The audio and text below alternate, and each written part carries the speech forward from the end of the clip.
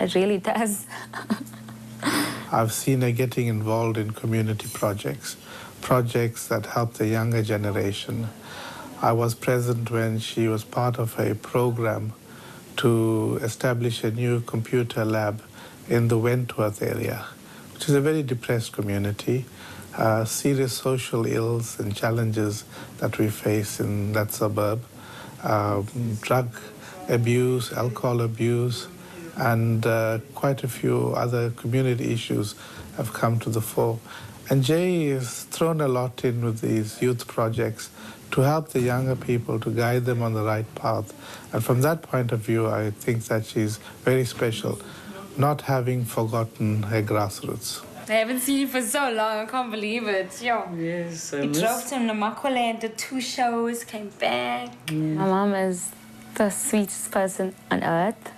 Okay, she's like, I get really depressed because she's getting old. She's not supposed to.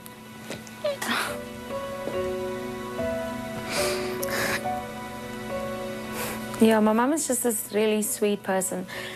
We lost my dad when I was 14 years old. And it was so hard for her, you know, to raise this family of like 10 kids. We were really, really close.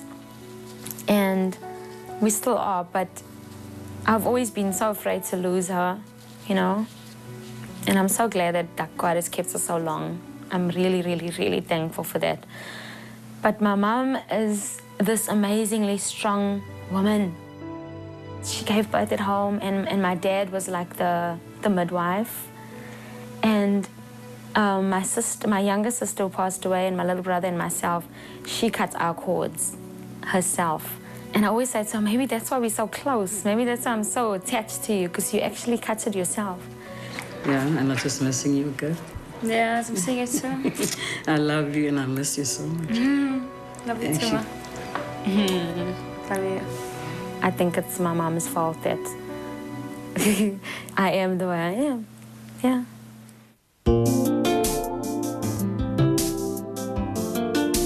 I love to have time alone, and some people don't get it. But I really need to be alone with myself. I read my Bible. It's not just any Bible. It's a Bible called Woman Thou Art Loosed by T.D. Jakes, and it's just amazing. The gospel pearls in there, everything is beautiful. And I love laughing. I love comedy. I love to watch comedy, and I want to just get my chuckle on, and I'm good to go. And then, of course, exercise. I couldn't live without exercise. I'd go insane. So that's it. I don't ask for much. I mean, a spa treatment every now and then is good too.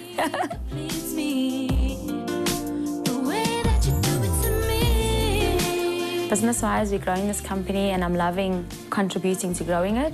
We're going to see big things happen for Incha, for our other artists, Yvette, Too Funky, and whoever else joins our stable. And I really feel that I've got a lot of passion for this. I've got a lot to give in the background, not just on stage.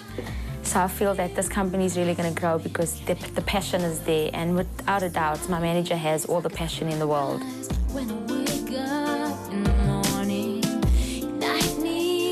That's always the big question for aspiring artists. You know, what would you say to them? I would always say to them that, you know, take your head out of the clouds. Don't think this is a game. It's not a game. If you don't have the love for it, you don't have the passion for it, then you shouldn't do it, really. As talented as you might be, it doesn't mean every artist is going to make it. We all can't make it, you know? So you've got to have the drive and the passion because it's tough out there. It's actually beyond tough, really. You've got to be in it to know just how tough it is. And if you're really serious about your career, if you're really serious about being in music, you guys should listen. People should listen and take notes of other artists, how they're really, really living and what they really, really go through. Because those cameras aren't flashing all the time. You know, there's times when you're alone and you've got to face things. You've got to pay the bills. Because fame doesn't pay the bills. What's important to me is that you've still got to have integrity. You cannot go out there and sell your soul and expect to be successful. You might be for 5 minutes. But then after that, what's going to happen to you? The key to her success is she's kept the dream alive. She's never given up, and she's still doing her damnedest day in and day out to pursue the dream. She knows it's a long journey. She knows that there's, that the road ahead is still very long, and she's as hungry as she is now as she was then. I mean, there's lots of times where she gets frustrated and downhearted, etc., but she always dusts herself off and just continues.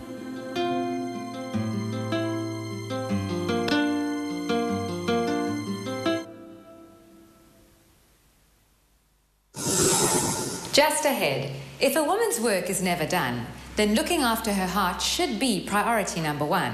And capoeira, the Brazilian dance of self-defense, comes home to Africa.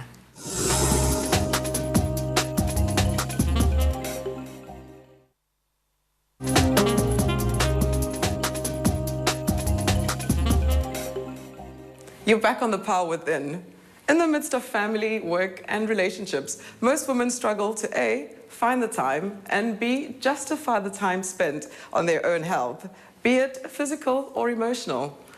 Ariane van der Merwe presents a compelling picture on how everything hinges on how healthy we and our hearts are.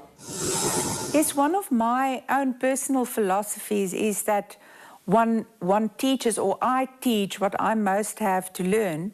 And it's again that archetypal image of the wounded healer, is that you can help other people, because more than actually even a healer, my main passion in life is as teacher.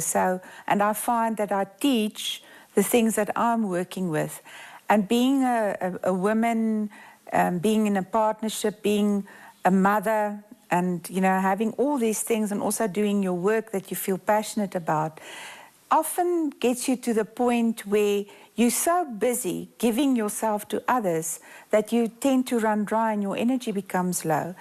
And most women have this guilt thing about, if we do and give something to ourselves, it's taking away from others.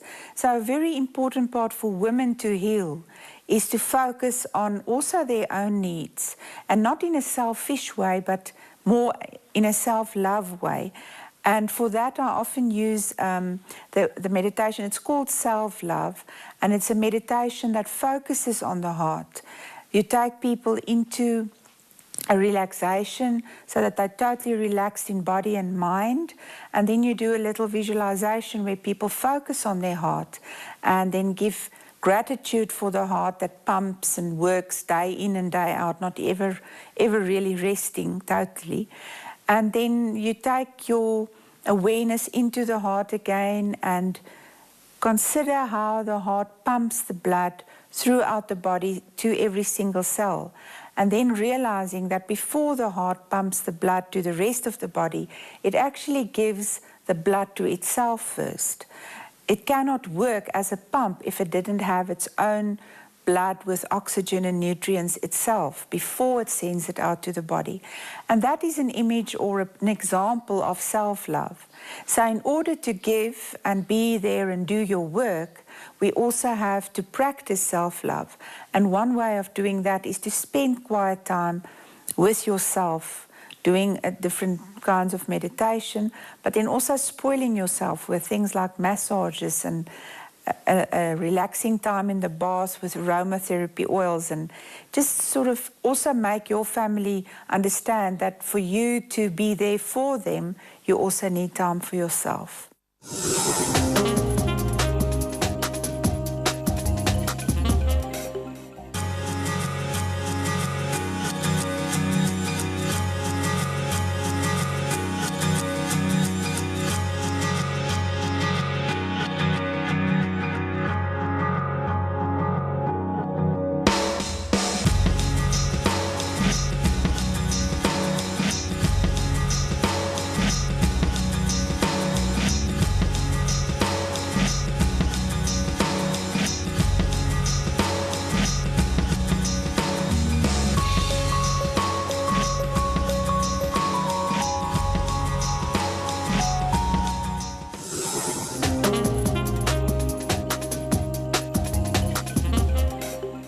Is it Kung Fu?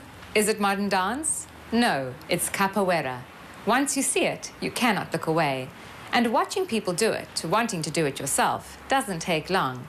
It's exercise art and self-defense. And although capoeira sounds South American, it is in fact African. Right. No. Capoeira originates from the slaves in Brazil, and they were taken from Angola. And capoeira has been developed as a very secretive, because the slaves used it, they disguised it as they were fighting, but they disguised it as a dance so that they could defend themselves against their masters that kept them in slavery. And they disguised it, and I think it's got a whole meaning behind it. It's not just a martial art, it has so many more depths to it. What motivates me to teach capoeira, it's just because it's something I like to do.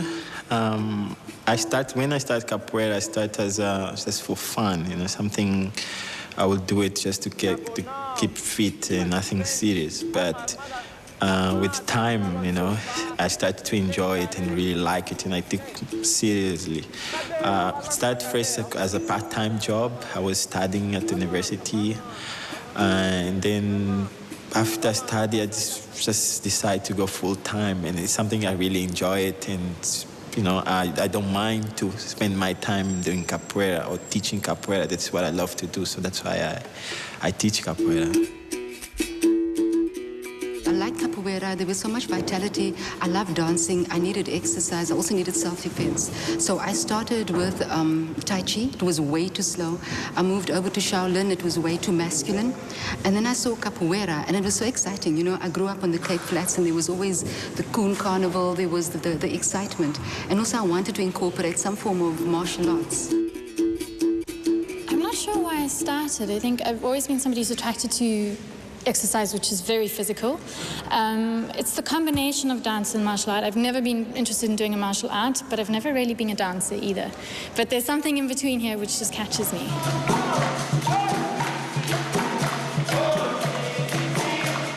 What attracted to me was I came here to the Holistic Lifestyle Fair, and I saw them doing a roda, which was that circle that we did. And I just stood there and thought, wow, I've got to do this. The energy and the language that they speak, Portuguese, and I just thought to myself, I have to do this. And I got the contact from a guy and started the following week already. The roda actually means chicken cage. So basically, it's like two chickens are inside this cage, and you're playing with the other person, and you're testing their boundaries, they're testing your boundaries, and you seeing how far you can push the person. And the reason that you bend down is because you have to get the blessing from the berimbau, which is that big instrument, the stick instrument. And then once you get the blessing from that, then you can go into the roda, and you have to enter in with a cartwheel. You're basically like having a conversation. He kicks, you kick back. He does something irritating, and then you kick him and you tell him that you're irritated, and then you carry on. Just a different form of exercise compared to gym. It's completely different. It's basically the opposite of gym, because whatever you do inside gym, you don't do in capoeira. Whatever you do in capoeira, you don't do there. So you work in different parts of muscles, and you basically work in your whole body. I need the discipline. Capoeira really gives you that discipline, and it comes out in every other area of your life. It doesn't just stay there. You know, I need the discipline in my career. I'm a mother, I have a child. I need to instill the discipline in him. It's very much become a meditation. It's become my sanity. And before I had capoeira, I didn't have that quiet space every day. So I think that's really helped a lot. It's not to be aggressive. It's not aggressive sport as well. I think that's why I think it's suitable also for women. It's movement, more like, you know, not static and punching and stuff like that. It's more a communication between two people who communicate by using their body.